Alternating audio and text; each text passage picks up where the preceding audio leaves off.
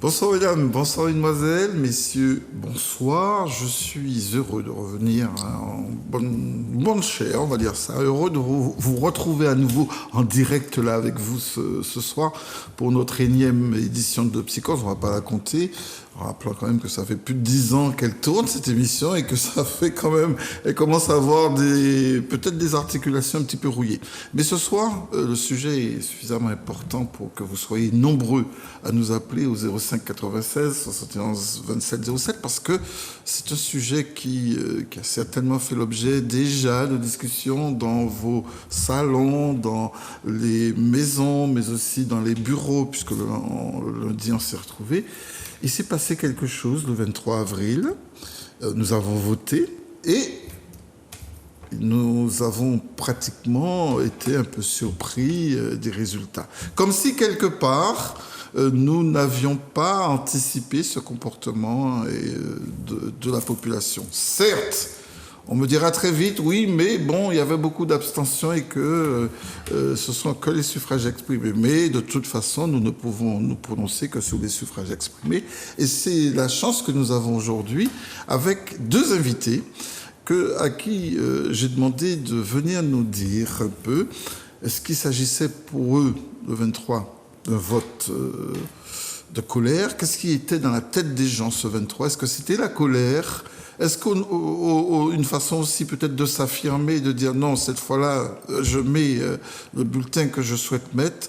Vous allez en discuter avec nous. Vous allez nous dire un peu qu'est-ce qu'il y avait dans votre esprit ce jour-là et comment vous analysez cette situation d'un point de vue, on va rester d'un point de vue plus psychosociologique. Alors pour nous en parler, nous avons la chance d'avoir Béatrice Bellé. Bonsoir. Bonsoir aux téléspectatrices et téléspectateurs. Et merci pour cette invitation. Mais ravi, Béatrice, qui est bien évidemment bien connue dans notre station, puisqu'elle est chroniqueuse, on va dire ça comme ça, d'une émission dont le titre est... Le kiosque. Le kiosque. Qui va certainement reprendre avec votre présence, Béatrice, parce que j'imagine que... les élections sont terminées. Les élections sont terminées pour le moment. Deuxième invité, donc je rappelle que Béatrice est la première secrétaire de la Fédération socialiste de la Martinique. C'est à ce titre qu'elle est invitée d'ailleurs. De même, Raphaël Séminor, bonsoir. Oui, bonsoir à tous et à toutes. Ravi de vous avoir, Raphaël Séminor, qui est un élu, mais surtout qui est membre du bureau politique du Parti progressiste martiniquais, le PPN. Tout à fait, oui. Voilà. Donc vous pouvez d'ores et déjà commencer à nous appeler pour réagir, nous dire, selon vous, qu'est-ce qui s'est passé dans nos têtes pendant ce jour-là ? Est-ce que nous étions en train d'exprimer une colère ? Est-ce que nous avions envie de montrer quelque chose ? Et dans ces cas-là, c'est l'occasion qui nous est donnée. Alors, vous, en politique, vous avez certainement été, comme moi, étonné. Non, Béatrice, vous ne l'avez pas été. Vous vous attendiez à ce résultat, c'est ça ? Oui, je pense que la psychologie, s'il faut l'étudier comme la sociologie, ce sont des cheminements, ce sont des faits, ce sont des contextes qui nous emmènent parfois à deviner, alors même si parfois on n'a pas envie, mais qui nous emmènent à deviner un certain nombre de choses. Moi, je crois que malheureusement, tous les ingrédients, et depuis longtemps, étaient là pour que nous arrivions à ce résultat, qui est pour moi une catastrophe. Pour moi, humaniste, la femme que je suis, et que j'ai été, l'étudiante que j'ai été, la jeune de banlieue qui a grandi dans le 93 et qui a connu le racisme, qui l'a vécu étudiante, qui l'a vécu quand mes parents ont réussi à rentrer au pays, que je me suis retrouvée seule en France. Moi, je me suis retrouvée dans des mouvements étudiants qui militaient et combattaient physiquement contre l'extrême droite. Donc, tout cela, évidemment, à chaque fois qu'il y a de l'extrême droite, ça me renvoie, moi, à des expériences personnelles très dures, très douloureuses, et puis à de la ségrégation aussi que j'ai pu vivre, des petits coups de pied dans les jambes, dans les bus, où on vous dit discrètement, mais quand même, de rentrer chez vous, de monter sur votre cocotier, ou de rentrer en Afrique. Enfin, moi, j'ai connu ça depuis très petite. Alors, évidemment, je m'en suis sortie, mais souvent par les poings, parce que j'étais un peu bagarreuse, très bagarreuse même. Ça se voit pas, hein, quand même. Je l'étais. J'étais plutôt garçon manqué, d'ailleurs. Oui. Mais pour revenir au sujet, et je crois qu'il y a eu le tapis rouge de l'extrême droite, c'est des collusions de plusieurs choses. Donc c'est l'assemblage de plusieurs choses. Il y a eu la crise sanitaire, la gestion de la crise sanitaire, qui a énormément crispé nos compatriotes. Parce qu'il y avait un entêtement à vouloir appliquer des mesures nationales à un territoire qui n'avait pas fait le même choix et que l'on n'arrivait finalement pas à dompter. Les personnes ont fait un choix et il y a eu une tentative, en tout cas, d'écraser ce choix qui a peut-être été général. Et puis, alors après, on peut aussi parler de ce choix, comment il s'est construit. On va en parler, on va en parler tout à l'heure, Béatrice. Je pense que voilà, c'est beaucoup d'éléments qui ont, et j'espère qu'on aura le temps peut-être de les décortiquer, voilà. Mais beaucoup d'éléments qui ont fait le tapis rouge et qui font toujours le tapis rouge de l'extrême droite et du fascisme. On dit que l'homme surpris est l'homme battu. Qu'est-ce qui a pu vous surprendre à ce point? Ou est-ce que vous étiez surpris, vous le militant du Parti progressiste martiniquais, vous le Foyalais élu à un moment dans un des cantons, qu'est-ce qui s'est passé? Alors, vous savez, par exemple, Catherine, Marine Le Pen est passée en tête. Oui, bien sûr, mais partout. Comme partout. Alors, j'étais moi-même président d'un bureau de vote à Hauteur-Saint-Ville. Oui. Et j'ai très vite senti que ça allait tourner dans le sens de Marine Le Pen. Simplement, ce qu'il faut dire, c'est que on ne peut pas dire que j'ai été surpris, mais quand l'annonce des résultats arrive, c'est quand même un choc. Ça, il faut le dire, c'est un choc. Et j'ai discuté avec plusieurs de mes amis, des amis politiques, qui ne comprenaient pas ce qui se passait. Nous avons senti venir, pourquoi? Parce que lorsqu'on est en relation avec la population, on discute avec elle, on sent dans quel sens elle veut aller. Et ce sens-là était très clairement dans un sens d'opposition par rapport à Macron. Oui. Macron était rejeté. C'est clair et net. Et vous disiez tout à l'heure, enfin, en aparté, que vous faisiez des poubelles. Nous avons fait des poubelles également. Nous avons fait des poubelles également. Dans mon bureau de vote. Dans mon bureau de vote. J'ai regardé les poubelles. Nous avons fait des poubelles pour un peu prendre la tendance, puisque de toute façon, c'est pas illégal. Hein, c'est simplement se rendre compte de la tendance. Et en faisant des poubelles, si on me permet cette expression, on s'est rendu compte qu'il y avait beaucoup de bulletins de Macron. De Macron. C'est ce que j'ai constaté, ça ne pouvait pas tromper. Ça ne pouvait pas tromper. Et Hauteur-Saint-Ville, on peut dire que c'est en quelque sorte un laboratoire, parce que, bon, il y a tous les problèmes qui se cristallisent, qui se crispent dans ce quartier, parce que c'est un quartier, c'est vrai que c'est un quartier patrimoine, mais nous avons tous les problèmes dans ce quartier. Donc évidemment, on aurait pu imaginer que ça se passe mieux ailleurs. Je l'ai souhaité pendant la journée, que ça se soit mieux passé ailleurs. Mais malheureusement pour moi, lorsque je recevais un peu, au cours du dépouillement, les résultats des autres bureaux de vote de Fort-de-France, je me rendais compte que nous n'étions pas si spécifiques que ça. Alors, c'est vrai, nous avons été nombreux à être, j'emploie le mot à dessein, heurtés par ce résultat. Parce que Marine Le Pen ait gagné l'élection en Martinique, c'est une chose. Mais qu'elle ait gagné avec cette différence, ce fossé entre elle et Macron, c'est ça qui, en fait, finalement... Allez-y, Raphaël. Oui, c'est ça. C'est ça qui, en fait, est choquant. Et surtout, la généralisation. Parce que la généralisation. C'était pas... C'est 32 communes, voilà. 32 communes sur 34. C'était quand même suffisamment significatif, ce résultat, du fait qu'il soit... c'est un tsunami. Oui. C'est un tsunami. Oui. Et Et rares sont ceux qui gagnent des élections avec une telle distance, c'est-à-dire 60-40, enfin 61-39. Rares sont ceux qui peuvent se targuer d'avoir gagné des élections avec une telle distance par rapport à l'opposant. Mais c'était la première impression. En tout cas, on est heurté, donc on le manifeste, on se dit mais qu'est-ce qui se passe? On commence à réfléchir. Pour finalement, une fois l'émotion retombée, se dire que c'est à peu près normal que ça arrive comme ça. Les gens n'ont pas voté pour Marine Le Pen. Les Martiniquais ne sont... Non, je veux dire, de manière générale, les Martiniquais ne sont ni abrutis, ni fascistes. Ça me semble clair. L'explication que je dois donner... Mais ils ne sont pas manipulés, ils ont voté... Non, parce que le vote est un acte intentionnel. Non, mais on a le temps de réfléchir. Fred Galva. Quand on est dans un bureau de vote, il y a la queue en plus, on a le temps... Non. Ce qui me fait dire, et c'est un élément qui est extrêmement parlant, extrêmement éloquent, c'est que la Martinique ne peut pas voter pour Mélenchon au premier tour avec une majorité absolue, plus de 50% des voix, et au deuxième tour, c'est-à-dire 15 jours après, voter pour Marine Le Pen sans que ce ne soit un dénominateur commun qui est le rejet de Macron. Ce n'est pas possible. Ouais. Mais alors, ce n'est qu'une première explication que je donne. Évidemment, au cours de l'émission, je vais en donner d'autres. Mais comment imaginer que l'on vote pour quelqu'un comme Marine Le Pen, qui a adopté la thèse du grand remplacement, c'est-à-dire les Français remplacés par les gens venus d'Afrique, Afrique du Nord, Afrique de l'Ouest en l'occurrence, c'est-à-dire les Arabes et les Noirs. Quelqu'un qui prône la légitime défense pour les exactions commises par les policiers. Présomption. Présomption de légitime défense. Présomption.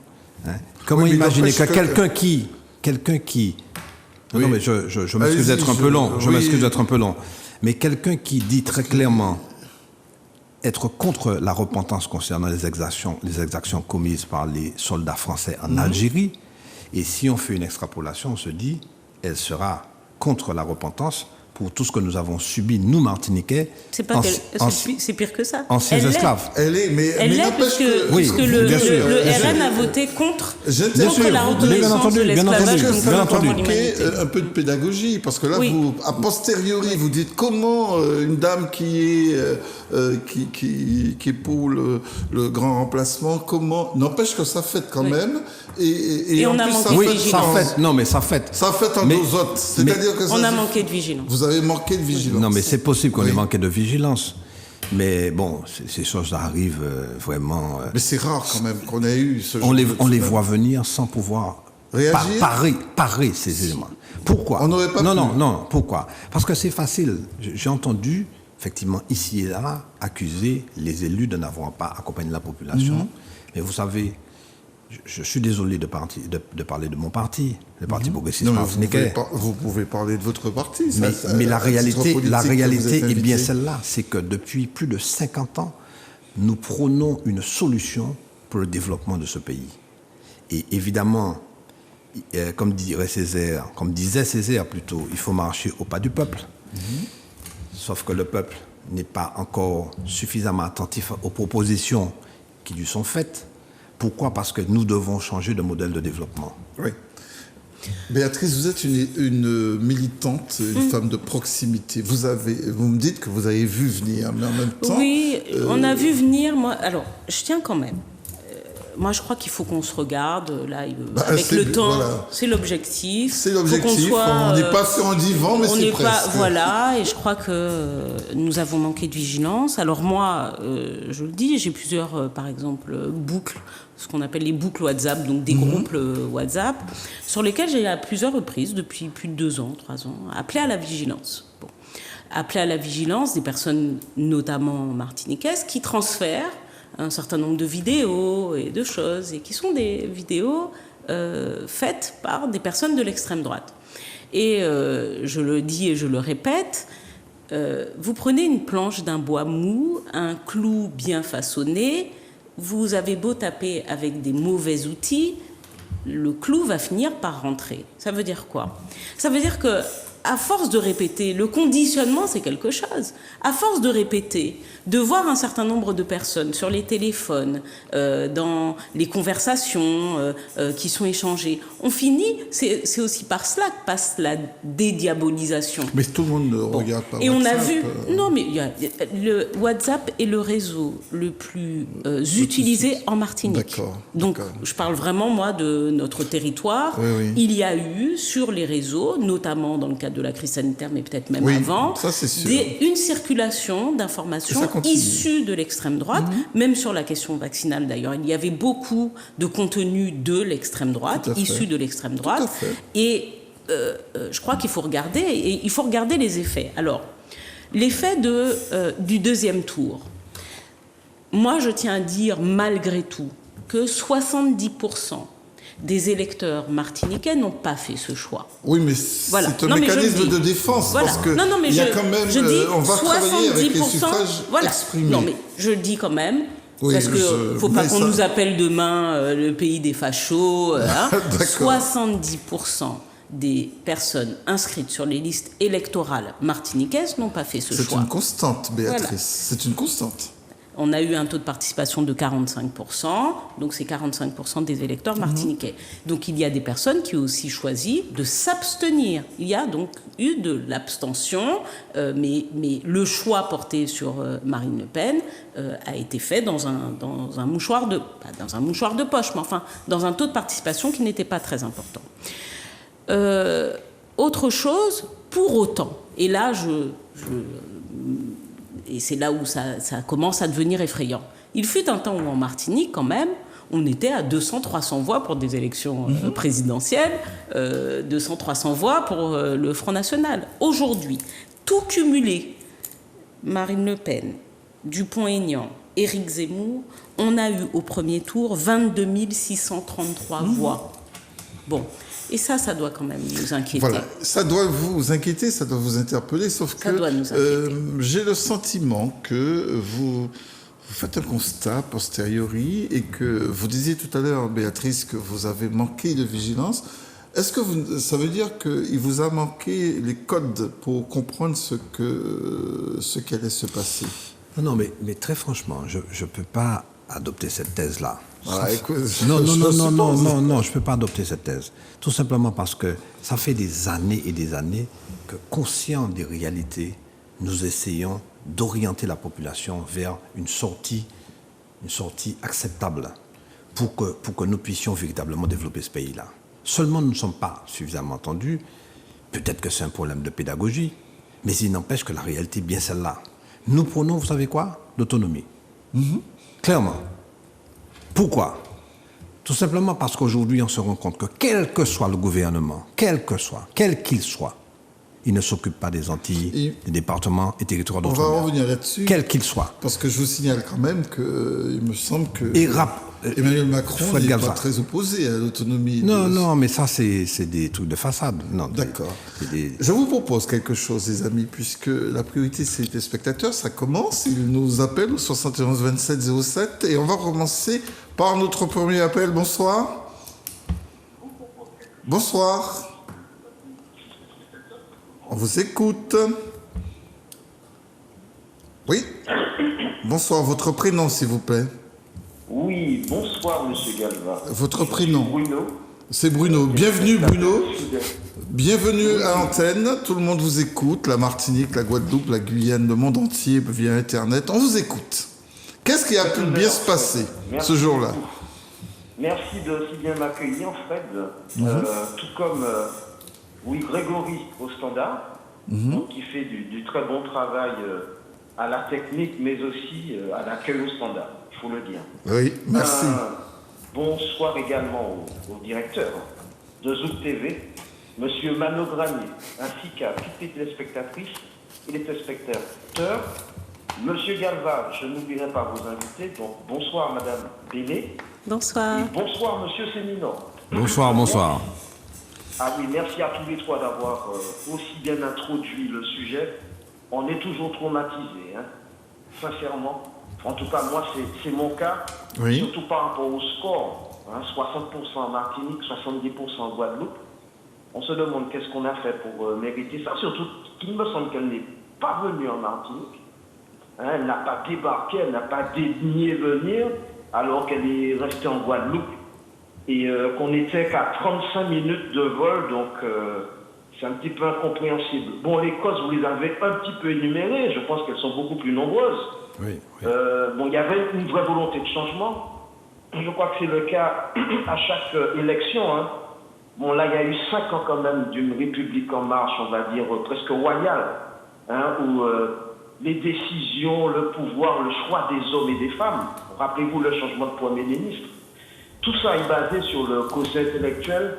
Monsieur Galva, vous n'allez pas me contredire, un peu hypertrophié hein, d'Emmanuel Ier. Donc, deuxièmement, à première volonté donc, de changement, un peu logique. Deuxièmement, protestation et contestation, on va dire, de la politique de monsieur Macron, du président, surtout au niveau local. Hein, sincèrement, c'est un constat. Alors, donc il y avait, selon vous, Bruno, il y avait de la colère dans l'air. Pardon? Il y avait de la colère dans l'air. Ah, mais il y a de la colère, il y a de la colère, Fred, mais elle est légitime. Pour le chlordécone, hein, nous sommes 4. Oui, nous sommes 4 là à pouvoir en témoigner. Rien n'est fait pour rechercher les coupables, encore moins les inquiéter et surtout pas les punir. On a presque fini avec ça. Bon, pareil pour les sargasses. Admettez qu'il n'y a eu aucun appareil, sincèrement, qui a été utilisé. Apparemment, elles sont de retour, ces algues un peu nuisibles, avec tous les dégâts que ça peut faire pour la santé, hein, notamment. Mais en tout cas, vraiment, rien n'a été entrepris. N'oublions pas non plus, mes amis, la gestion locale hein, de cette crise sanitaire qu'a été le coronavirus. Bon, non seulement le couvre-feu, des fois justement appliqué en Martinique, mais on a même été à un moment donné le seul département français qui avait à subir le couvre-feu. À 19h, vous imaginez nos jeunes à 19h en couvre-feu pendant les grandes vacances. On parle de juillet-août. Où est la jeunesse à ce moment-là? Sans compensation, c'est pas pour dire qu'à la télévision, sur les chaînes publiques, il y avait de très bons programmes. Hein. Il n'y a rien qui est prévu pour eux. Il n'y a pas de tournoi de jeux vidéo, il n'y a absolument rien d'animation là, en plein jour. Rien du tout. Hein. C'est-à-dire, on est puni, on est privé et il n'y a rien pour compenser. Bon, enfin, il y a eu aussi l'obligation vaccinale, notamment des soignants, hein, avec licenciement à la clé. Et puis au niveau national, les gilets jaunes. Hein, il y a une certaine répression à leur égard, avec notamment bon, des blessés, voire des morts. Alors, j'ajoute aussi, si vous me le permettez, Madame Bénet, Fred et Monsieur Séminor, une désobéissance quand même, hein, des partis locaux. Bon, hélas, vous êtes un petit peu... Mais vous passez vite dessus, Bruno. Socialiste. Oui, Fred, pour le Parti socialiste, le PPR, parce qu'eux avaient dit pas une voix Madame Le Pen. Voilà. Donc on doit aussi noter en vrai qu'il y a une sorte de désobéissance des électeurs, même si les voix ne leur appartiennent pas, mais quand même, il avait donné l'ordre de ne pas voter pour Madame Le Pen. Et apparemment, on a voté pour elle. Mais selon... Alors, Bruno, enfin, excusez-moi. Parce que j'ai hâte de vous entendre, hein, vous êtes beaucoup plus compétent en la matière que moi. Je voulais simplement, oui, dire aussi, parce que moi, je l'ai constaté de mes propres yeux, en allant voter moi-même, une très forte mobilisation de la communauté métropolitaine. Alors, on avait l'impression que leur vie était en jeu. Je les ai vus tous sortir, même ceux qui d'habitude restent chez eux. Alors, ceux qui avaient voté pour Mélenchon au premier tour ont carrément voté pour Madame Le Pen. Hein. Juste une dernière question, Bruno. Qu'est-ce qui a pu motiver cette désobéissance dont vous faites état? Moi, vous n'êtes pas 100% pour Madame Le Pen. Est-ce que vous avez entendu ma question? Bruno, je vous dis, oui, vous avez parlé de désobéissance. C'est vrai que les consignes qui disaient pas une voix pour Madame Le Pen, bon, elles n'ont pas forcément beaucoup été entendues. Mais qu'est-ce qui justifierait cette désobéissance vis-à-vis des politiques sur le plan local? Alors, ce serait un autre débat. Non, mais qu'est-ce qui motiverait en ce jour? Oui, là, on va donner quelques petites... Ils ont désobéi, pourquoi? Bon, peut-être une perte de crédibilité, hein. Bon, on l'a déjà remarqué au niveau de l'état des élections municipales. Il y a certainement une perte de crédibilité au niveau des partis politiques qui sont de plus en plus concurrencés, il faut bien le dire, par les syndicats, hein, qui sont extrêmement puissants et puis qui agissent au quotidien, qui agissent dans les entreprises. Hein, ça, c'est très important, alors que les partis politiques sont un petit peu plus lointains, on va dire, pour les électeurs.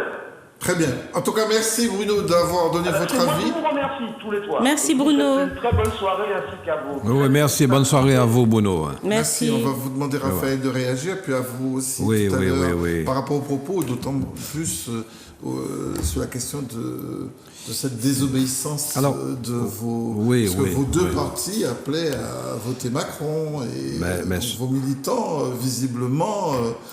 peut-être même que parmi vos militants, il y a des gens qui ne vous ont pas obéi, en fait, entre guillemets, ne vous ont pas suivi. Non, mais en fait, nous n'avions pas demandé de voter Macron. Nous avions tout simplement demandé à barrer la route à Marine Le Pen. Donc ça veut donc dire que l'électeur pouvait voter blanc. Il pouvait voter blanc. Nous avons pris cette précaution parce que, vous savez, je vais vous donner quelques éléments. Barrer la route à Le Pen, attendez, dans un contexte dichotomique comme ça, où il y a blanc bonnet et bonnet blanc. Non, on peut voter blanc, ça j'insiste là-dessus, on peut voter blanc. Mais je vous dis quelque chose qui relève de l'intime du Parti progressiste martiniquais. Il y a une grosse discussion au comité national, et il y a une partie de nos camarades qui étaient pour que nous ne choisissions pas du tout. C'est-à-dire qu'on reste neutre par rapport à cette élection présidentielle. Il se trouve que le Parti progressiste a l'habitude de prendre position, et notamment prendre position à côté du Parti socialiste français, puisque vous savez que nous siégeons sur les bancs du Parti socialiste depuis plus de 50 ans, à l'Assemblée nationale. Finalement, c'est cette thèse qui a été retenue. Laquelle La thèse consistante à dire que nous allons appeler à voter d'abord pour Hidalgo, pour Hidalgo, et ensuite, là... Déjà là, ils ont désobéi, hein, parce que Hidalgo, oui, mais bon, nous sommes fidèles à nos convictions, simplement. Moi, quand on regarde, franchement, quand on regarde le programme d'Anne Hidalgo, il ressemble beaucoup au programme de Mélenchon. Hein. Moi, personnellement, Béatrice, qui était la représentante. Non, personnellement. Personnellement, j'ai comparé les deux programmes. Effectivement, il y a très peu de choses qui diffèrent entre les deux programmes. Hein. Bon, donc... Vous pouvez réagir, hein, donc cela veut dire que le peuple vote pour Mélenchon, mais sur un programme qui est qui ressemble à celui du Parti socialiste. Non, mais l'élection présidentielle, c'est aussi la rencontre d'une personne avec... oui, bien entendu. C'est exactement ça. On sait que les programmes ne sont pas obligatoirement regardés. Vous avez parfaitement raison. Vous avez parfaitement raison. Donc, ils n'ont pas... C'est la rencontre entre... Vous êtes en train de nous dire, rencontre avec une personne... Donc, en fait, ils n'ont pas regardé le programme de Marine Le Pen. Mais vous savez que... Non, mais Fred, vous savez très bien que les gens n'ont même pas regardé le programme de Marine Le Pen. Seulement, ils ont entendu Marine Le Pen dire un certain nombre de choses que je vais développer tout à l'heure. Mais simplement, il faut savoir que, très franchement, les gens votaient par colère. Et nous le répétons. C'est la colère qui a présidé... Vous, ce serait de la colère. Bien entendu. Voilà. Et puis, il y a un élément que je veux rajouter. C'est que nous savons que les Martiniquais et les Guadeloupéens, enfin les habitants des départements d'outre-mer, sont de manière générale légitimistes. Rappelons-nous, Giscard contre Mitterrand. C'est toujours le cas, justement. La Martinique a voté pour Giscard à 80%, alors que Mitterrand a été élu en France. Absolument. Et j'en passe, c'est des meilleurs. Les élections présidentielles, c'est comme ça. Sauf que ce tableau-là ne fonctionne plus chez nous. Mais c'est ça que je veux dire. C'est ça que je veux dire. J'allais y venir. Pour une fois, la Martinique a fait dissidence. Et la Guadeloupe, la Guyane, enfin, les départements d'outre-mer de manière générale. En disant-nous, eh bien, nous choisissons notre voie et ce ne sera pas le sortant. Donc, on s'affirme. On s'affirme. Alors, c'est une bonne nouvelle. C'est la bonne nouvelle de cette élection. Parce que si on s'était contenté de voter Macron en masse, parce que Macron, c'est le sortant, c'est le président en place, etc. On aurait oublié toutes nos difficultés, qui sont énormes. Enfin, nous allons les citer très probablement tout à l'heure. Nos difficultés sont énormes et de toute nature. Eh bien, très franchement, ça veut dire qu'il y a un espoir. Il y a un espoir pour un changement. Béatrice, vous avez entendu Bruno? Oui, moi je suis dans l'émission Psychose et je cherche les causes. Oui, c'est ça. Les causes les plus internes. Oui, les causes les plus intimes, et je pense qu'il faut après se mettre à chaque fois au niveau de l'électeur, c'est-à-dire dans ce qui peut y avoir de pulsion, ce qui peut... Il y a évidemment, moi je l'ai interprété à chaud comme ça, comme un vote de rejet, un vote de colère, un vote... Et il y a une partie de ça c'est sûr. rupture. On voit aussi que dans les chiffres, il correspond aussi, qu'on le veuille ou non, au taux de vaccination et de non-vaccination martiniquais. Absolument, oui, c'est Clairement, très clairement. D'accord ? belle corrélation, en effet. Avec clairement. un président qui a montré qu'il fonçait, qu'il imposait, qu'il ne regardait pas, qui était avec des œillères et qui voulait imposer. Et là, une candidate dont on peut s'arranger peut-être pour certains, se boucher les yeux, le nez, ça pue, mais elle a dit par exemple que l'obligation vaccinale elle ferait sauter ça. Il y a quand même des personnes, on a parlé, des personnes qui ont perdu leur emploi, mais il y a aussi des personnes qui tout simplement ont peur et qui voyaient peut-être aussi dans ce vote une libération de cette peur, enfin le fait d'être libéré de cette peur. C'est-à-dire que Macron la représente toujours et il faut voter pour quelqu'un qui, s'il est élu, va nous permettre de ne plus avoir cette contrainte. Il y a quand même des personnes qui ne voyagent pas parce que, qui n'ont pas fait un certain nombre d'activités. Moi, j'ai des amis que j'ai appelés en disant bon, les restos qui ont ouvert en noix, les bonnes lormes et tout ça. Et mon langage dit m'en fais pas, moi, Fanny.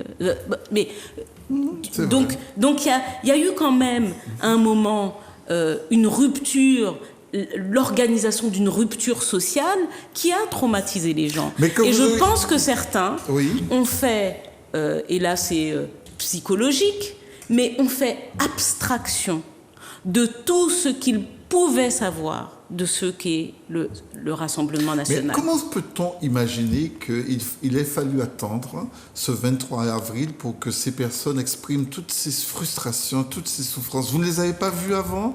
Quand, par exemple, il y a eu la crise sociale... Monsieur Galva, vous oubliez qu'on nous a libérés un tout petit peu avant les élections. Oui. Monsieur Galva. Donc les gens ne sortaient pas. Vous oubliez que les partis, les associations... moi, je suis dans le milieu associatif. Il y a des associations qui ne pouvaient pas fonctionner parce que, par exemple, il y avait d'ailleurs toujours ce pass vaccinal, mais aussi parce qu'il y avait la contrainte du couvre-feu. On l'a gardé jusqu'à longtemps. Donc on voyait moins les gens. 2 mois avant, Fort-de-France brûlait, Anse-d'Arlay brûlait, Ducos brûlait, même ma petite commune du Lorrain brûlait. Et un mois après, à la veille aussi des élections, mine de rien, en mars, on avait 50 000 personnes qui déboulaient dans les rues de Fort-de-France. Oui, mais tout ça, c'est des signes.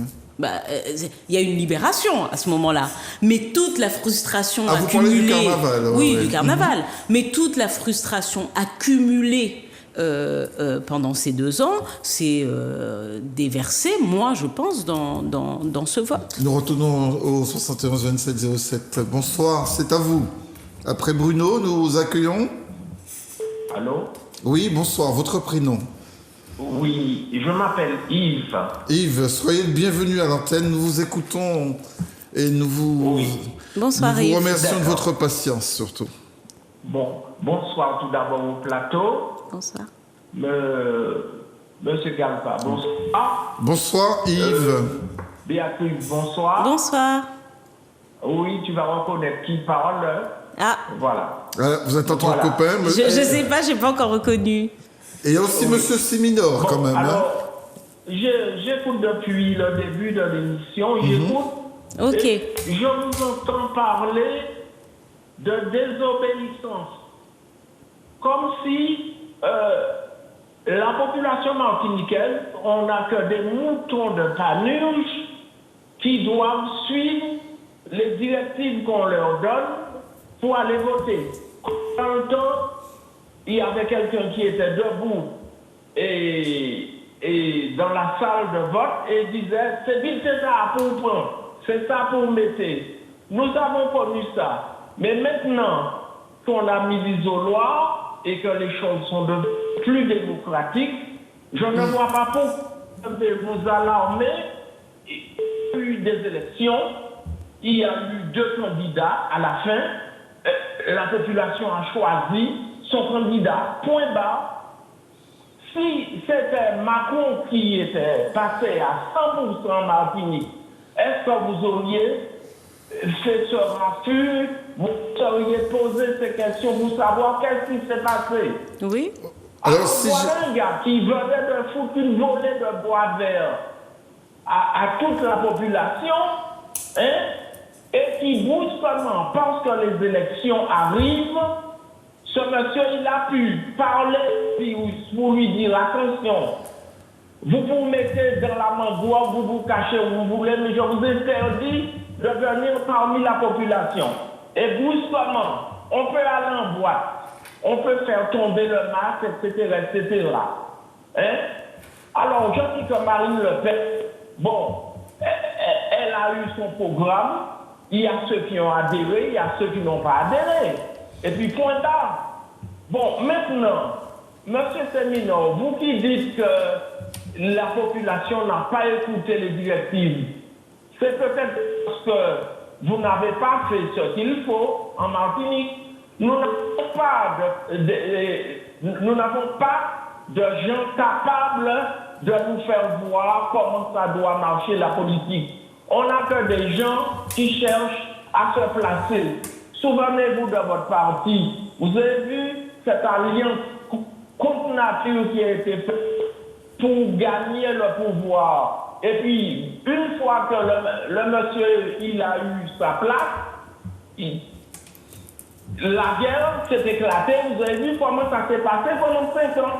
Oui, mais revenons, parce que là, Yves, écoutez-moi. On ne peut pas répondre à faire tout. des alliances contre nature, juste pour gagner, la population ne comprendra jamais. Alors Yves, je reviens au 23 avril, parce que là, vous partez dans tous les sens. Ce que je voudrais surtout savoir, pour vous, vous êtes en train de dire que le 23 avril, les gens se sont affirmés, ont dit ce qu'ils voulaient, et qu'ils n'étaient pas forcément dans une colère, dans un rejet, etc. C'est un vote de conviction? Oui? Je vous entends mal. Ben, je vois bien que vous m'entendez mal. Ce que je vous disais, c'est, est-ce que vous pensez que les gens, quand ils ont voté, ils affirmaient leur choix? C'est ce que vous êtes en train de dire. Mais ce n'était pas une réaction émotionnelle, une colère? Oui, mais, monsieur, oui, je vous entends mal. Hein? Oui, mais si vous m'écoutiez dans le téléphone, vous m'auriez bien entendu. Oui, bon, mais on n'a pas à chercher à faire ce qui s'est passé. L'électeur, il a choisi son camp, il a voté. Point barre. D'accord. Pourquoi vous voulez vous poser la question, qu'est-ce qui s'est passé? Il s'est passé que chacun a réfléchi et a voté pour son parti. Hein? Béatrice, maintenant je te dirai, tu as vécu le racisme. Souviens-toi, quand tu allais maternelle, tu es allé en maternelle avec mes enfants. Demande à Michel ce qu'on vous disait.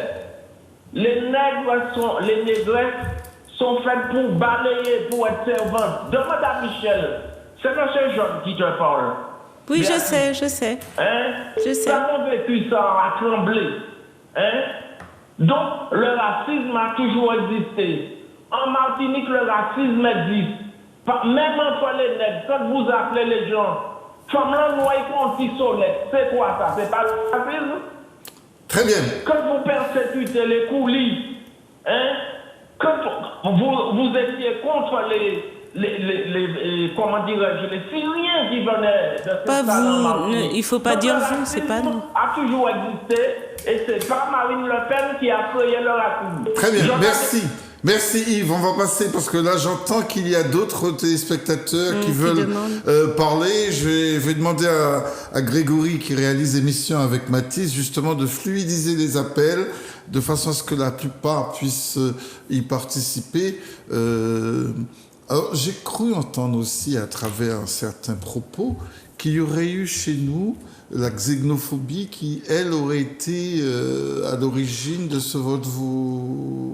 Vous cochez cette case? Il y aurait eu un courant chez nous? Mais je vous ai dit qu'au premier tour, il y a tout de même 22 633 Martiniquais qui ont décidé de mettre un bulletin pour un candidat d'extrême droite. Donc nous avons Zemmour, c'est pas n'importe quel propos, hein, quand même. Hein. Non, pas vraiment. Bon, C'est cash, en tout cas. C'est xénophobe, c'est homophobe, c'est raciste. D'ailleurs, le jeune homme, là, il y avait un jeune assumé, homme... raciste assumé. Oui, racisme assumé, au point d'ailleurs que Zemmour, dans son programme, prévoyait de faire retirer le caractère délictueux, donc le fait que ça puisse être puni par la loi, d'être raciste. Bon, et pourtant, il y a des votes qui se sont portés sur sa candidature. Donc, il y a une montée de quelque chose. Et c'est pour ça que je dis qu'il faut qu'on soit vigilant. Moi, Alors, au-delà de ce que peuvent représenter les partis participent de la démocratie, mais je pense qu'il ne faut pas à chaque fois les acculer en disant que les partis ne font pas. Un parti propose, a une doctrine, a une idéologie, voire des idéaux, et il faut aussi que les personnes aillent vers... on essaye d'aller vers, mais il faut aussi que les personnes aillent vers les partis. Ça, c'est obligatoire pour mieux comprendre, pour mieux structurer. Mais là où je dis qu'on a manqué peut-être de vigilance, mais on a aussi manqué de force, s'attaquer aux réseaux sociaux qui tous les jours, 10 fois par jour, vous envoient la même vidéo, le même truc, c'est quand même un peu compliqué. Hein. Sauf à s'allier, on n'a pas cette force-là. Très clairement, il faut le dire. Ce qui a été déployé en termes de propagande d'extrême droite en France a été très important. Très bien, merci. Oui, vous voulez dire quelque chose? Oui, bien sûr, bien entendu. Réagir en disant simplement... Sur le terreau xénophobe, par exemple. Je vais y venir. Simplement, Béatrice l'a dit, et je lui concède ça, le détonateur a été la crise sanitaire.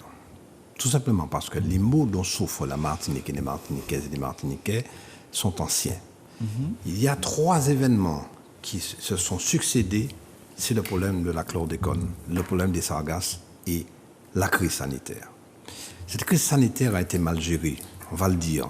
Je n'ai pas de honte à dire, notamment aux non-vaccinés, que je suis vacciné. J'ai pris mes 3 vaccins, mon schéma vaccinal est complet. Parce que j'ai estimé qu'il fallait que je fasse confiance aux scientifiques. Donc je le dis, je l'ai dit ici d'ailleurs il y a quelques mois, et je le redis encore.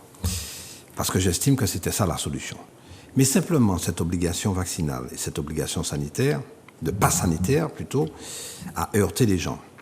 Et je pense que, là encore, c'est pour ça que je parlais de responsabilité locale, les élus martiniquais qui représentent la population martiniquaise n'ont été associés que par le préfet et de manière, je dirais, un peu incidente. Ils n'ont pas eu voix au chapitre. Pour faire des propositions. Est-ce qu'ils ont été c'était délicat. Un écho à cette crainte de la population? C'était délicat. Comment c'était délicat, Raphaël? Dites-moi comment c'était. Beaucoup de partis politiques, dont le mien, ont indiqué être contre le pass vaccinal et le pass sanitaire. Simplement en disant aux gens, écoutez, en disant à la population, il faut vous faire vacciner. C'est la solution. Mais bien entendu, lorsqu'on a affaire à une réticence vraiment frontale et fondamentale de la part de la population, c'est difficile. Le taux de vaccination a évolué de manière très lente. Très lente. À telle enseigne que nous nous retrouvons aujourd'hui avec 45%. Et Béatrice disait tout à l'heure que ça correspond. La corrélation est tout à fait exacte. La corrélation, 45% de personnes vaccinées. Et puis, on voit bien que le vote... C'est pour ça que je dis que la relation entre la crise sanitaire et ce vote de protestation et de colère est liée justement à la gestion de cette crise sanitaire. Et pour aller plus au fond du problème... Vous n'êtes pas arrivé à dire au préfet, par exemple... oui, mais le préfet... aux autres, écoutez, et attention, monsieur le préfet, notre population, elle ne marche pas... Fred Galva, oui. Je suis un ancien de la préfecture. Oui. J'ai travaillé à la préfecture, j'ai terminé ma carrière à la préfecture pendant une dizaine d'années. J'étais chargé de mission auprès du préfet. Des préfets qui se sont succédés. J'ai connu 3 préfets. Je peux vous dire que les préfets sont de manière générale là, en Martinique, pour appliquer les instructions du gouvernement et notamment du ministère de l'Intérieur. Donc, sans les adapter... mais oui, sans les adapter. C'est-à-dire qu'ils ont une marge de manœuvre. Ils ont une marge de manœuvre qui est extrêmement faible. Donc c'est pour ça que nous disons il faut absolument délocaliser, pour prendre un terme désormais à la mode, les responsabilités du gouvernement français vers la Martinique. pour que nous puissions, nous, prendre nos affaires en main. C'est le docteur Lecker qui disait que les meilleurs spécialistes des affaires martiniquaises sont les Martiniquais eux-mêmes. Et c'est une réalité. Donc je dis, le détonateur de cette affaire-là, aujourd'hui, ce résultat que nous est lié à la crise sanitaire. Parce que les maux dont nous souffrons, ce sont des maux qui sont anciens. Oui. Ce problème de développement économique, ce problème de vieillissement de la population, ce problème d'autonomie alimentaire. Sur ce que M. Galva a dit, je crois qu'il faut qu'on assume aussi d'autres responsabilités martiniquaises. Il y a aussi, c'est une réponse, quand M. Galva nous demande, vous aviez vous faisiez votre propre choix et vous appeliez éventuellement un certain Béatrice, nombre... vous connaissez ce que c'est que la goutte d'eau? Oui, mais c'est pour ça que je dis fait déborder le vase. Mais je dis que le vase n'a pas été plein. C'est le niveau d'exaspération. Mais non, mais c'est pas faute. Attendez. C'est ce niveau d'exaspération. C'est pas faute d'avoir crié, d'avoir alerté le gouvernement français sur ces difficultés-là. Mais les gouvernements français qui se sont succédés sont sourds. Et c'est pour ça que nous disons qu'il faut absolument qu'on aille plus loin. 71 27 07, oui, bonsoir, on vous écoute. Allô? Oui, bonsoir, votre prénom? Bonsoir. Oui, votre prénom, ça nous permet mieux de converser. Jojo. Ok, bonsoir Jojo. Comment ça va, c'est la Guadeloupe? De Guadeloupe. Ah ben on est très contents, justement, vous allez donner votre avis et nous dire un peu qu'est-ce qui a pu se passer en Guadeloupe ce jour-là pour que 70% des suffrages exprimés se portent, comme dirait Béatrice si bien, sur l'extrême droite. Jojo, êtes-vous là? Jojo Patti. Au chapé, Jojo. Non, là, je suis là. Est-ce que vous avez entendu ma question? J'ai cru entendre la question qui demande de vouloir dire ce qui se passe en Guadeloupe. Oui. Mais la problématique est la même que ce soit en Guadeloupe, Martinique et Guyane. Je suppose, Bonsoir à ceux qui sont sur la tour, à l'ensemble du plateau. Bonsoir. Donc, je crois qu'en analysant les résultats des élections, c'est une double sanction, tant à l'égard des élus, c'est un message fort plutôt à l'égard des élus locaux et du pouvoir central. Alors, après avoir passé 2 ans de torture, vous comprenez bien, après la crise sanitaire, beaucoup de soignants ont perdu leur emploi. Il y a des gens qui tombent dans la misère actuellement. Et là, beaucoup d'élus locaux ont demandé de pouvoir voter encore pour peut-être avoir encore 2 ans encore qu'on puisse taper encore sur la population. Alors ça veut dire que la population est mûre actuellement et que la population n'écoute plus leurs élus locaux. Ça, ils doivent comprendre ça maintenant. Nous ne sommes plus les moutons d'Arnuge qu'on demande à virer à droite, virer à gauche ou on vire à gauche. Non, ils sont mieux dans leur tête et ils sont assez mieux pour comprendre une situation et déterminer leur vote. Là maintenant, on est étonné, je suis étonné que les politiques s'affolent maintenant. Madame Le Pen a eu la majorité dans les troisièmes. Mais il fallait s'y attendre, mesdames et messieurs. Il fallait s'attendre à ce que Madame Le Pen tienne le drapeau sur les 3 départements. C'était prévisible. Pourquoi? Parce que les élus doivent être à côté de leur population lorsque la loi vient à l'encontre de la population. Et ça, les élus ne l'entendent pas. Jojo, écoutez-moi. Vous dites tout à l'heure... Vous pouvez compter le nombre d'élus qui étaient aux côtés de la population pendant la crise sanitaire. Vous pouvez les compter. Maintenant, ils vous ont sanctionné et je vous prédis que les législatives là, ce sera une volée pour vous. D'accord, Jojo, vous disiez tout à l'heure, écoutez-moi un petit peu. Vous disiez tout à l'heure, il fallait s'y attendre, que de toute façon, ça allait arriver. Qu'est-ce qu'ils n'ont pas vu venir, justement, ces élus dont vous parlez?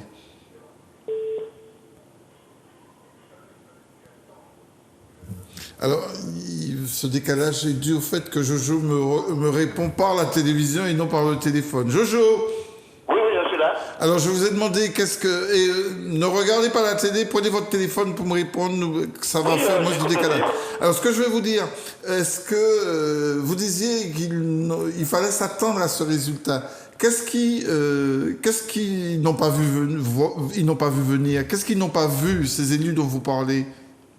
C'est-à-dire qu'ils n'ont pas vu venir l'émergence, le basculement comment dirais-je, du vote des populations. Ils n'ont pas vu venir ça. Ils ont pensé qu'une fois qu'on allait donner des consignes, que la population allait suivre tout ça. Maintenant, les élus ont un double travail de conviction et ensuite le travail, il faut qu'ils restent auprès de leur population. Il faut rester auprès de la population. Parce que je dois vous dire qu'il y a beaucoup de misère en Martinique, en Guadeloupe, en Guyane. Beaucoup de misère. Et ça, les élus ne le voient pas, ils ne l'entendent pas. D'accord. En tout cas, merci Jojo d'être venu et de nous avoir donné votre avis. Vous, selon vous, je vous ai dit merci d'être venu et d'avoir donné votre avis.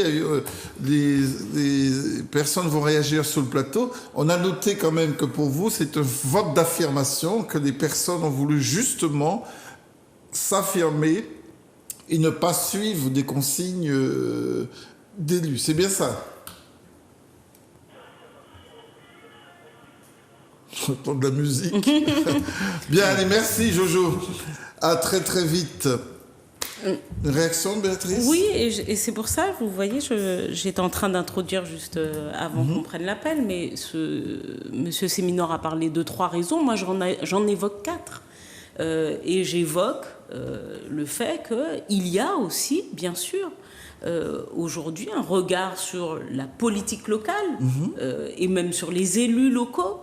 Parce qu'il faut écouter, hein. Moi j'écoute, aujourd'hui je lis, il y a aussi une défaillance dans la conduite des politiques publiques en Martinique, en ce que les personnes n'ont pas cette impression que les politiques publiques locales, parce que c'est bien, hein, on peut se défausser tous sur l'État, hein, mais enfin, il faut aussi qu'on ait les moyens de se regarder, ne pas dire à chaque fois que c'est la faute de l'autre. Il y a des choses que l'on peut mieux faire en Martinique, que l'on pourrait mieux faire, que l'on pourrait mieux engager et qui ne le sont pas. Et les personnes, on parle de pauvreté, mais il y a quand même des services publics sur lesquels nous avons la main. On ne peut pas se défausser à chaque fois. Les politiques de Martinique et singulièrement les élus ne peuvent pas se défausser à chaque fois. Il y a des choses qui peuvent être mieux conduites, et ce que les Martiniquais aussi qui souffrent, dont 30% de pauvreté chez nous, sont aussi en train, en effet, de sanctionner localement tout le milieu politique. C'est aussi un des aveux de ceux qu'aujourd'hui les personnes ont cette impression que la politique ne change pas leur quotidien et qu'ils vont du coup mettre un grand coup de pied dans la fourmilière pour faire bouger tout ça et pour éveiller. Et je crois que notre responsabilité, c'est de dire à un moment, ok, en tout cas les élus, au moins les élus, parce que moi je suis une militante, je ne suis pas élue, mais au moins les élus, de dire ok, il y a des choses qu'il faut qu'on arrive à entendre et peut-être à enclencher des modifications dans les modes d'action. Alors par contre, sur le confinement... Non, mais c'est pas un débat entre vous et surtout les téléspectateurs. C'est pas une attaque. Non, mais c'est pas une attaque. Je le prends pas comme ça. Je prends un exemple simple. Parce que vous avez évoqué... Monsieur Galva, vous allez me permettre de rajouter quelque chose. Ne vous inquiétez pas, Monsieur Séminor, ça va se faire. Ce que je dois vous dire, est-ce que l'accompagnement des populations pendant le confinement, l'accompagnement social, l'accompagnement psychologique de personnes extrêmement déprimées, anxieuses, est-ce que ça ne relevait pas de politique publique locale? Je veux bien entendre que M. le Préfet nous a confinés. Je veux bien entendre qu'il nous a imposé le vaccin. Mais notre population, est-ce qu'elle n'a pas été un peu mal accompagnée là-dessus? Alors, je comprends la question, hein. Simplement, il faut savoir ce qui s'est passé, ce qui s'est fait. J'ai moi-même distribué des paniers alimentaires sur mon secteur. Mais ça a été fait sur tout Fort-de-France. Non, mais attendez, ça s'est fait sur tout Fort-de-France. Nous avions nous permettions aux gens d'appeler lorsqu'ils étaient en détresse pour pouvoir les aider, les accompagner. Il y a des initiatives qui ont été prises lors des confinements, évidemment, par les municipalités, par les associations, par les CCAS des villes. Il y a des initiatives qui ont été prises véritablement. Mais je vais revenir tout à l'heure sur ce que disait Béatrice, parce que c'est quand même un peu facile, quoi, je dirais, de dire que les politiques les politiques locaux ne sont pas à la hauteur, c'est presque ça. Non, Non, pas- c'est pas- c'est je pas- pense que c'est- je parle suffisamment bien pour que mon propos ne soit pas interprété. Non, mais- je n'ai mais- pas dit ça. J'ai dit qu'il faut savoir se remettre en question. Je pense que c'est nécessaire et que c'est un signal qui nous dit de oblige manière- à nous remettre en question. C'est dit de manière un peu plus élégante, mais le fond du problème est là. Mais est-ce qu'il ne faut Le pas fond se du problème remettre en est là. question, Raphaël? Mais évidemment qu'il faut finalement? se remettre en question. Parce qu'avec ce Mais non, mais il faut se remettre. Vous n'allez pas nous faire un déni. Il faut se remettre en question tous les jours. Nous avons Mais affaire plus que jamais. Nous avons affaire à une population qui est en souffrance. Il y a 80 000 personnes qui vivent sous le seuil de pauvreté, c'est-à-dire 30% de la population. Il est évident que nous ne pouvons pas nous satisfaire de cette situation. Simplement, ce que je dis, c'est qu'il faut que nous fassions preuve de pédagogie. Et c'est là que nous allons nous entendre sur le fait que on ne peut pas rester l'arme au pied comme ça et se dire, bon, les choses ont changé grâce à l'État. Nous demandons à l'État, et toute notre politique a été orientée vers cette stratégie-là, de nous permettre effectivement de réaliser des choses par nous-mêmes. Nous ne sommes pas entendus. Je l'ai dit tout à l'heure en début d'émission, tous les gouvernements qui s'en sont succédés nous ont négligés, nous ont presque méprisés, je dirais. Donc si nous ne nous occupons pas de nos affaires nous-mêmes, nous risquons de rester toujours dans cette difficulté. En fait, c'est pas un constat d'impuissance. Alors, ça c'est un constat d'impuissance. Mais oui. Oui, Mais comment faire? Oui, c'est mais ça. la population. Béatrice parlait tout à l'heure. Béatrice parlait tout à l'heure d'enfoncer un clou avec je ne sais trop quoi. Vous imaginez, alors moi, le vieux psychologue qui est là en face, se dit, mais les élus sont censés être des guides, des porteurs d'espoir, d'espérance, et puis finalement, il y a un constat d'impuissance. Est-ce que ça ne va pas perturber la population de constater que vous êtes impuissant? Vous savez, nous vivons dans le monde. Nous vivons dans le monde. Nous sommes arrimés à la France. Faut sortir? Notre objectif n'est pas d'en sortir, c'est de garder le lien, mais de modifier la relation. D'accord. C'est ça la difficulté que nous rencontrons aujourd'hui. Il nous faut persuader la population de ce que c'est ça la voie. La voie pour sortir des difficultés. Aujourd'hui, vous savez, le pôle d'animation économique mondiale a muté, a quitté l'Europe et bientôt les États-Unis pour aller vers l'Asie. Je ne vous apprends rien. Cela veut dire que la France est dans une difficulté financière énorme. Sa dette est de 120% de son PIB. Nous sommes d'accord. Donc ça veut dire que la France n'a plus de possibilité d'accompagner les gens sur le plan financier, d'accompagner les populations, et surtout les populations d'outre-mer. Surtout. Attendez. Non, mais bien sûr. Oui, mais il faut cause. Vous allez réagir puisqu'ils attendent depuis longtemps. Bonsoir. Bonsoir. Bonsoir, votre prénom? On n'a pas entendu. On n'a pas entendu, comme dit Béa. Marie. Écoutez, Marie. On est très content de vous avoir. Je donne mon opinion. Ah ben, c'est fait pour ça. Merci. Bon, laissez-moi vous dire, je me demande pourquoi on enquiquine les gens comme ça d'avoir voté Le Pen. Il y avait 2 candidats en liste. Bon, les gens ont choisi. C'est pareil pour une femme, par exemple, qui sort avec 5-6 hommes, ni préféré. Oui, c'est la vérité. J'aime bien la comparaison. J'ai pas compris. Ni préféré, ni plus attaché à côté qui l'autre. Qui 5 autres là. Oui, en amour, il y a toujours un perdant, il faut le dire, comme dit la chanson. Bon, mais toujours est-il, je vous dis, oui, franchement, les gens en ont marre de la politique qui est menée en ce moment. Même les élus, parce que là, ça a été un avertissement là. Ils sont allés, et c'est pas la Martinique seulement, vous avez bien entendu les dom-toms, toutes, sauf la Polynésie. Donc je ne trouve rien d'extraordinaire. Et s'il vous plaît, je vais vous dire encore quelque chose. C'est pas Madame Le Pen qui a mis le racisme sur pied. Je vous donne un exemple. Le monsieur qui est à côté de vous là, il est peut-être plus âgé que vous, il connaît un petit peu, ou du moins, fut un moment, il a entendu sa grand-mère peut-être quand il était petit garçon dire, quand on sortait avec un garçon, qui ça, maman, ou bien comme maman, t'es cadeau? Ah, pas mener pièce, j'ai tinette, bon la porte, moi, hein? Eh bien oui, Si vous savez, mon n'a pas qu'à faire bon, parce que, faut chercher ça qui ça mon n'a qu'à faire pour y mettre au raciste demain. C'était ça, le mot. Et pourtant, nous nègres, et pour ti grand-maman ou bien maman, t'es qu'à parler comme ça. Ah oui, faut qu'on a monté 4 poteaux et puis mettez en couverture tête bas. Voilà, c'était ça le slogan, longtemps avant. Madame et Béatrice, qui est là, Madame et Mademoiselle Béli. Bon, elle n'est pas au courant parce qu'elle est jeune, mais c'était le mot. Je ne suis pas jeune. Que les parents parlaient avant. Donc je vous dis, cette affaire de racisme, on veut incriminer tout le racisme. Non, c'est pas vrai, nous-mêmes racistes envers nous-mêmes. Nous sommes tous racistes envers nous-mêmes. C'est vrai, il faut le dire haut et fort. Je ne peux pas supporter l'autre. Et puis les élus locaux, voilà encore une autre phrase. Parce que vous voyez ce qui s'est passé là, ce n'est qu'un avertissement. Il y a les élections législatives qui arrivent à grands pas là. Eh bien, nous sommes déjà à la fin du mois d'avril. Mois de mai, quand il fait flou, et puis juin, tout cela, il faut se mettre au diapason. Parce que les gens, on a assez avec les politiques actuelles. Tout le monde là, qu'a proposé. Après, les yo qui sont dans la porte tout matin, midi, soir. Bonjour, mamie, yo pas connaître tout, ni d'Adam, ni d'Ève.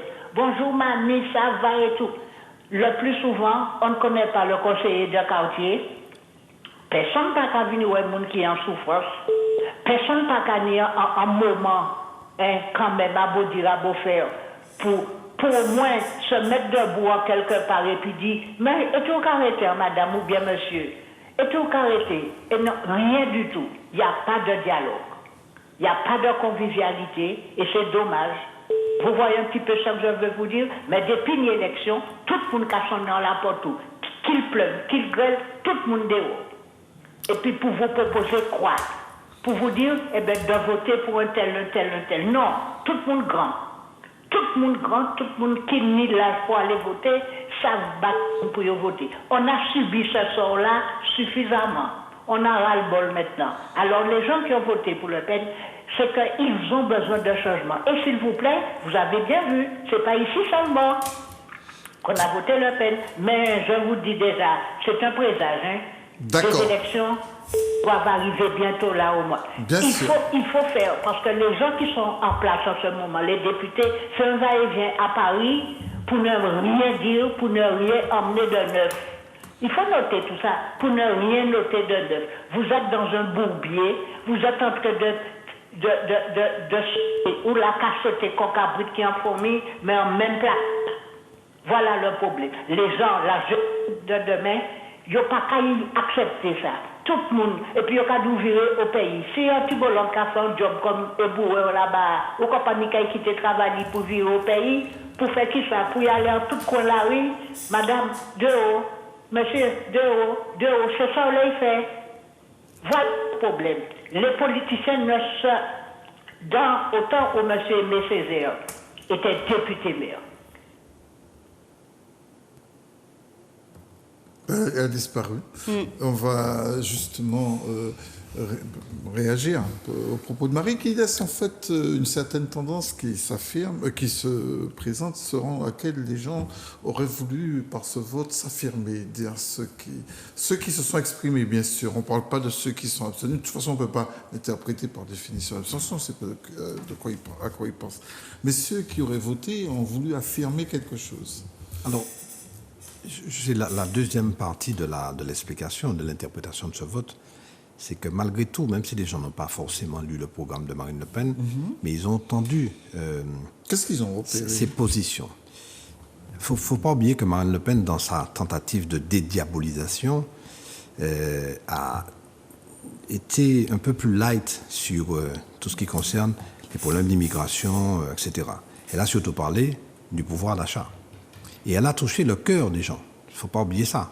Quand elle dit « je donnerai 200 € de plus à toutes les familles françaises », elle insiste sur le mot « française ».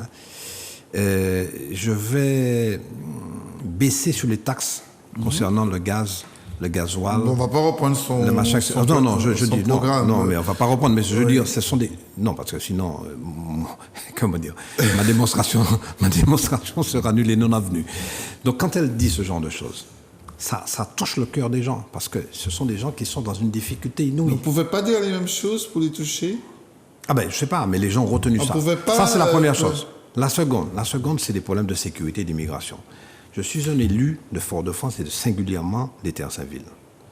Ouais, là, le maire de Fort-de-France m'a confié un secteur de la ville, Terre-Saint-Ville, l'Hermitage, Lunaroc et des Tours-Bourdin.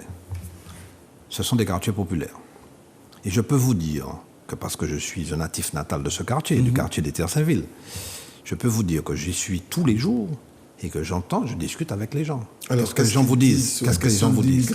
Parce que les gens vous disent les gens vous disent qu'ils sont envahis par les étrangers. Oui. Alors, c'est peut-être singulièrement le fait, c'est un fait exact sur les Terre-Saint-Ville, parce qu'il y a beaucoup de Haïtiens, beaucoup de gens. Il y a 13 nationalités qui sont représentées sur le territoire des Terre-Saint-Ville. Et les gens vous disent qu'ils sont envahis. Les gens vous disent qu'il y a 13 nationalités. Ce qu'il faut savoir, c'est que les populations étrangères ne représentent pas 5% de la population globale de la Martinique. Donc c'est pour ça que je dis, il y a des fantasmes. Les gens vous disent quoi? Oui, mais étrangers ont attrapé un logement avant Martiniquais. Ils ont attrapé des aides avant Martiniquais. Et justement, Marine Le Pen, qu'est-ce qu'elle dit? Je vais arrêter les aides à tous les étrangers, tous les non-français terminés. Et je vais instituer le droit du sol. Le droit du sang, pardon, excusez-moi. Et j'élimine le droit du sol. C'est-à-dire que quand on est sur le territoire français, on n'est pas considéré comme étant français et on ne bénéficie de rien. Alors, ce que je veux dire, c'est que franchement, ce sont de véritables fantasmes. J'étais administrateur d'un bailleur social et je suis administrateur aujourd'hui d'un autre bailleur social. Je participe aux commissions d'attribution des logements. Et je peux vous dire que sur 150 logements, s'il y a un étranger, il n'y en a pas plus. Donc ça relève du fantasme. Et c'est pour ça... Non, attendez, Fred. C'est pour ça qu'il faut vraiment que nous arrivions à combattre ce genre d'idées qui ne correspondent pas à nos valeurs. Alors, sauf que, je vous mets tous les deux un témoin. Le premier indice, c'était le prêcheur, commune qui m'est très chère. Je salue la commune de ma mère. Donc, ce sont les lieux de la mer. Il y a eu une élection où les Préchotins ont voté pour Marine Le Pen.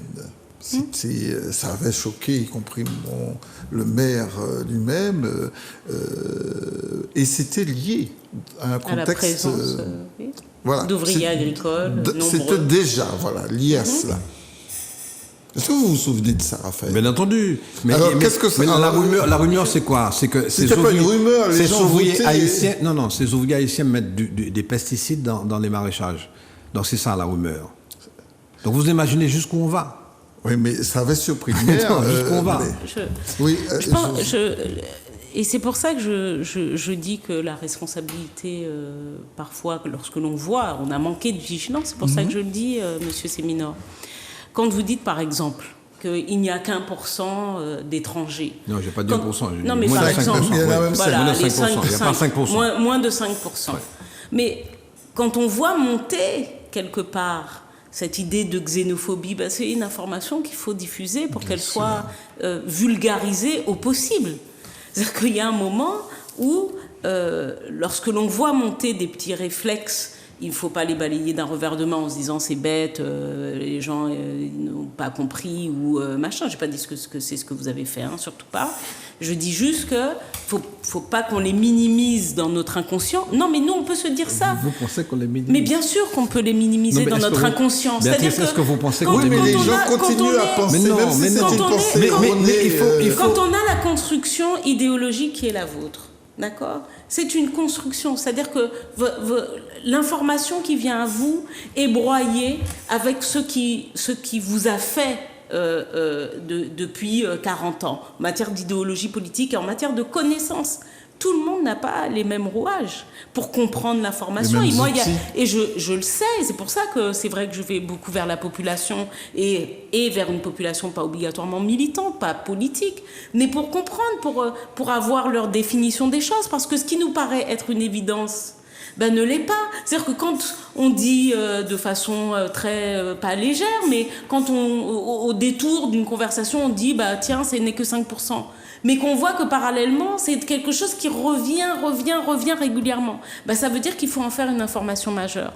Parce que finalement, c'est celle qui va permettre peut-être de dégoupiller tout de suite des espèces de certitudes ou de mécanismes de xénophobie. Et ça, par exemple, dans les théories et dans les études psychologiques qui sont faites sur la question du racisme, des ségrégations, des discriminations et tout ça, on se rend compte que souvent, c'est pour ça que je dis qu'on n'a pas été vigilant, parce que c'est des mécanismes qu'on a étudiés pour certains, on voit comment, de maillon en maillon, l'idéologie xénophobe peut se construire. Et c'est pour ça que tout à l'heure, je disais, il faut qu'on se regarde. Vous voyez bien les interventions des uns et des autres.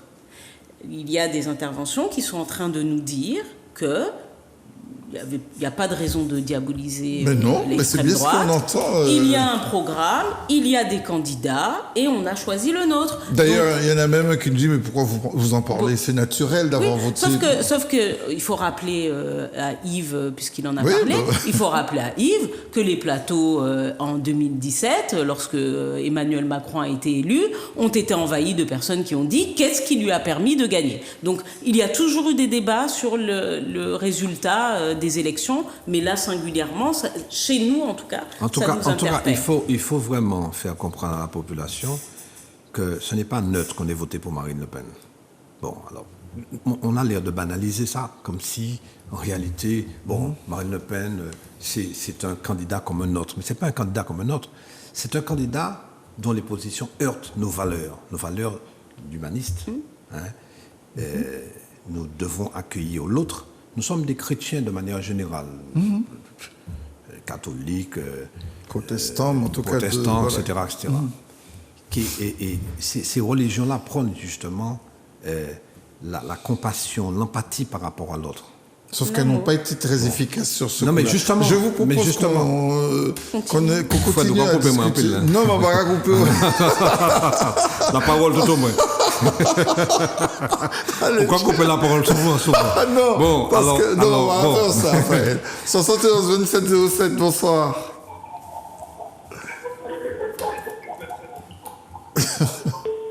Oui, bonsoir.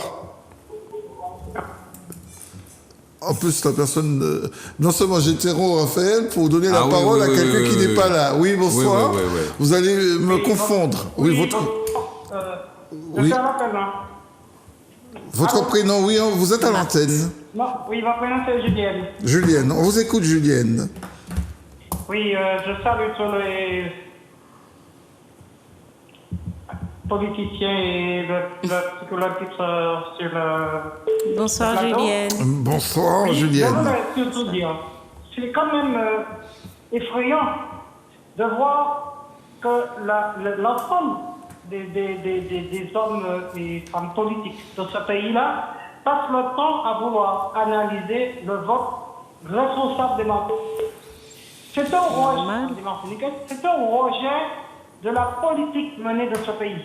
Vous ne pouvez pas me dire que des soignants ont été licenciés, des pères, des mères de famille, sans que ces personnes ne bougent le petit doigt pour s'opposer. Vous vous rendez compte? Quand M. Séminan me dit qu'ils ont fait la vaccination avec réticence, vous prenez un bus, vous mettez un bus avec l'argent des contribuables et piquez des gens, alors que vous savez très bien qu'il y a des effets secondaires.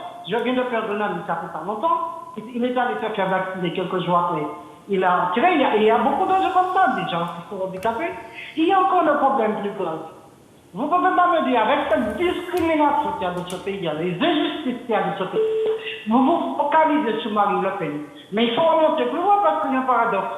En 1870, le député de Guadeloupe, Valentino, il montait à l'Assemblée nationale, prendre la parole. Parmi les rangs de la gauche réunie, socialistes, et communistes et divers gauches, qu'est-ce qu'ils ont dit? Voici la marée noire qui monte. Personne ne s'offusque et tout le monde représente le socialisme, le communisme en Martinique. Pourquoi c'est Marine Le Pen que vous voulez focaliser? Pourquoi vous voulez analyser alors que c'est vous qu'on l'a fait par aujourd'hui? C'est votre politique de l'Arbin, donne l'âge sans, comment dire, de façon dignité. Vous comprenez en confinement en Martinique, vous voulez enfermer, alors vous avez des peuples dans la rue, des gens qui manifestent, vous avez des gens qui ont perdu leur magasin, qui ont perdu leur commerce, personne n'a bougé, et vous venez parler de responsabilité, mais vous êtes plus... En fait, franchement... Julienne, vous avez l'air très en colère. Julienne, écoutez-moi très cher, vous avez l'air très en colère par rapport à ça. Oui, mais ces gens-là sont révoltants. Ils vont chercher des prétextes alors que c'est eux qui sont folles. Vous comprenez? Vous avez un peuple en souffrance. Vous avez des gens qui n'ont pas reçu d'aide pendant le confinement. Vous comprenez? Et ce jour-là vient de dire qu'on n'a voté pas racisme, on n'a voté pas l'irresponsabilité, c'est ce que vous avez dit. Non, et c'est un avertissement, parce que cette classe politique, c'est la première fois que je vois des politiciens aussi lâches et hypocrites dans ce pays-là. Vous n'allez pas des... Vous prenez de 300 € pour aller en Guadeloupe. Vous ne payez pas de 500 € pour aller en Guyane. Personne ne dit rien. Si. Vous avez des grandes personnes là-bas, vous avez des grandes personnes de difficulté qu'on apporte des paniers à manger, qu'on leur donne des aides. Ici, non. Alors, cherchez la compte chez vous, mais cherchez dans votre tête. Remettez-vous en question, et puis comprenez bien que ce vote-là qui a été fait là, c'est un peuple mature qui a voté, c'est pas un peuple immature, ce ne sont pas des gens qui cherchaient le racisme, puisque nous avons été mis en esclavage, vous comprenez? Nous avons été mis en esclavage par cette communauté. S'il faut remonter dans le marché, s'il faut remonter dans le racisme, et puis ce sont des gens en plus qui se complaisent dans ce statut-là. Parce qu'ils ne veulent pas aller vers la responsabilité. Ils ne veulent même pas avoir les 74 pour partager la santé. Vous voyez, ils vont faire un congrès et ils n'ont même pas mis la santé en partage avec l'État. Très bien. Julienne, on va s'arrêter là. On va s'arrêter parce que le temps passe. Il nous reste plus que 5 minutes d'émission, figurez-vous. On vous remercie tous, puisqu'il faut maintenant conclure. On va remercier déjà Bruno, Yves, Jojo, Marie et Julienne d'ailleurs pour leur contribution. Qu'est-ce que vous en tirez de ces appels? J'ai le sentiment que, à ma question colère ou affirmation de soi, je suis encore dans l'interrogation. Parce que je sens une certaine... en tout cas, les personnes qui ont appelé ont le sentiment que c'était pas un épiphénomène. Ils ont affirmé leur position, et en même temps, il y a une colère, il y a un peu de ça, il y a un peu des deux, quoi. Absolument. C'est d'abord une colère. Je pense que c'est ça. Il faut que nous, les politiques, nous soyons conscients de ce que... Il faut changer le braquet. Moi, je le répète encore, il faut changer le braquet. Nous ne pouvons pas continuer comme ça. Oui. Il faut vraiment que nous puissions bénéficier de leviers pour pouvoir gérer toutes ces difficultés. Alors, je ne dis pas qu'on va réussir. Ils vous attendent autour, parce que vous avez entendu qu'ils vous ont dit que c'est un avertissement. Oui, donc les élections législatives, ça va être chaud. Non, mais c'est un avertissement pas seulement pour nous les politiques, mais c'est un avertissement pour nous tous la population martiniquaise. Il ne faut pas oublier que quelqu'un comme Marine Le Pen a dans son entourage des gens du GUD qui sont des nazis. Il ne faut pas oublier ça. Oui, nous savons tout ça. Ils ont l'air de nous dire que... ce que je veux dire, c'est que... le racisme... c'est très important, parce que nous avons des compatriotes qui sont en France, et le GUD, c'est en casse du nègre et des Arabes. Hein. Bon, donc, je veux dire, c'est pas neutre, je le répète. Mais deuxièmement, ce que je veux dire, c'est que nous avons vraiment un problème d'identité. Il faut que nous puissions travailler sur cette identité, parce que sinon, on ne sait pas qui on est. On peut évidemment se faire embarquer par n'importe qui. Et il faut donc que nous puissions travailler sur ce domaine-là pour que, véritablement... Mais des personnes disent, Raphaël, qu'ils ont voté en leur âme et conscience. C'est-à-dire qu'ils sont... Tout au moins ceux qui nous ont appelés au cours d'émission disent que ils votent, et puis d'ailleurs, ils ne voient pas pourquoi on le commente. Oui, mais enfin, nous avons tout au moins essayé pendant l'émission d'expliquer pourquoi ce vote est arrivé. Je dis pour ma part que ce n'est pas un vote neutre, que Marine Le Pen prône un certain nombre elle met en place, elle veut mettre en place un certain nombre de dispositifs légaux, si elle avait une majorité, et si elle avait été élue, si elle avait une majorité, et ce seraient des dispositions qui seraient préjudiciables à la population martiniquaise. C'est ce que je dis, c'est ce que je pense. Deuxièmement, je dis, pour se prémunir de ce genre de choses, de ce genre de vote qui correspond évidemment à des problèmes rencontrés sur le terrain, rencontrés dans la vie au quotidien, des gens qui n'arrivent pas à joindre les deux bouts. Mais ces problèmes du quotidien doivent être corrélés avec des problèmes d'identité. C'est ce que je veux dire.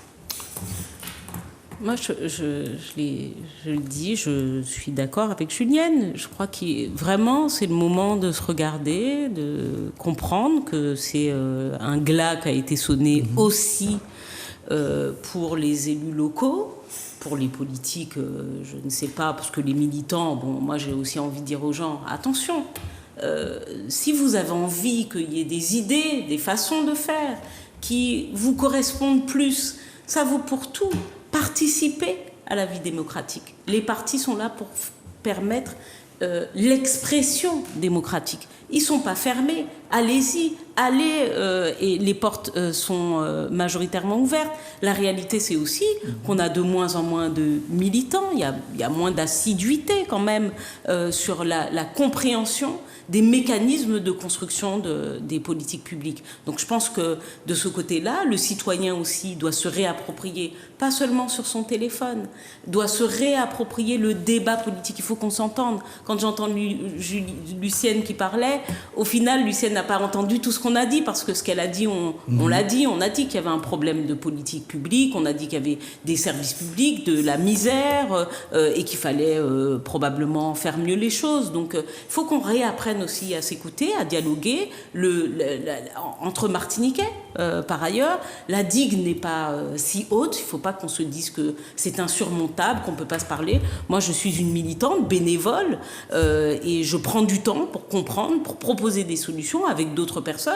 Mais naturellement, toutes les fois où des personnes viennent vers nous et veulent s'y intéresser, eh ben, elles participent et elles amènent leur propre vision. Et ça permet de créer des choses plus équilibrées. Donc, moi, je pense que, je le redis, par contre, on ne me fera pas bouger, mais peut-être que j'aurai l'occasion de l'expliquer davantage sur la vision qui est la mienne de l'extrême droite et du fascisme.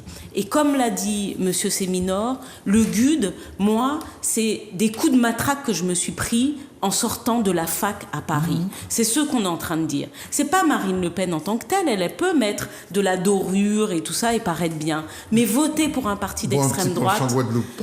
oui, voilà. Mais voter pour l'extrême droite, c'est pas n'importe quoi. Et je le dis, étudiante, j'étais dans un syndicat étudiant, nous faisions des permanences pour aller récupérer des Martiniquais, des Guadeloupéens, des Africains, des Arabes, à qui on promettait des coups, et c'était le GUD qui venait à la sortie des facultés avec des matraques. Et aujourd'hui, les dirigeants du GUD sont les mêmes personnes qui sont dans les compagnies de communication utilisées par Marine Le Pen et tout ça. Donc c'est tout ça pour dire...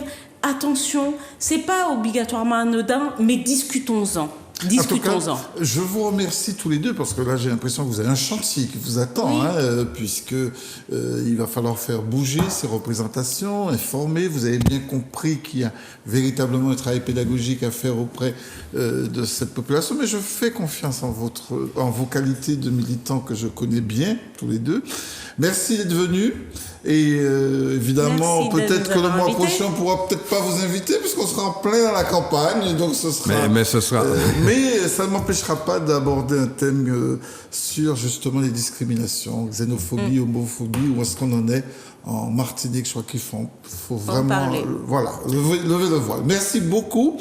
Au mois prochain, on se retrouve. Surtout prenez bien soin de vous. Merci à Mathis et à Grégory d'avoir assuré la réalisation technique de notre émission. Eh bien, parfait.